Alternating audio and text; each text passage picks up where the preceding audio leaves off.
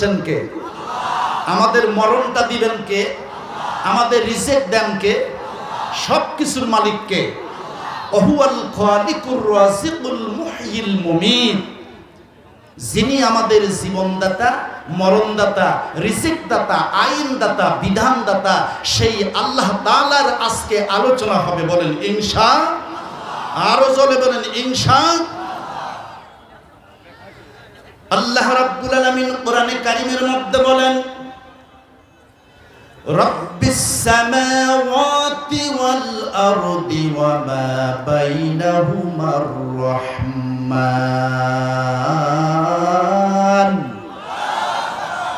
আল্লাহ পাক বলেন, বান্দারে, নবমণ্ডল, ভ্রুমণ্ডল, আকাশ এবং জমিনের মাঝে যা কিছু আছে সব কিছু একমাত্র স্রষ্টা হলেন কে? আরো জোরে কোন আল্লাহ রাব্বুল আলামিন। তিনি বলছেন, শুনুন, তাবারাকাল্লাযী বিয়াদিহিল মুলকু ওয়া হুয়া আলা কুল্লি শাইইন কাদির।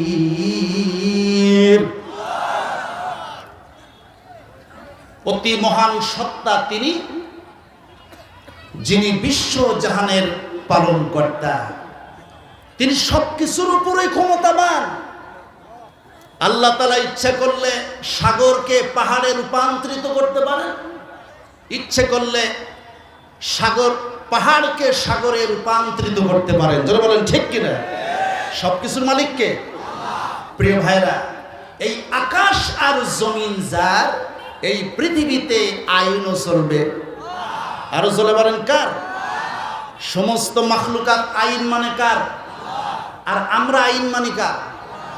কিছু আল্লাহর, কিছু শয়তানের। যারা বলেন ঠিক কিনা? আসলে কি শয়তানের আইন মানা যাবে? আনুগত্য করতে হবে কার? আল্লাহ পাকে। আপনারা বিরক্ত হচ্ছেন না তো ইনশাআল্লাহ?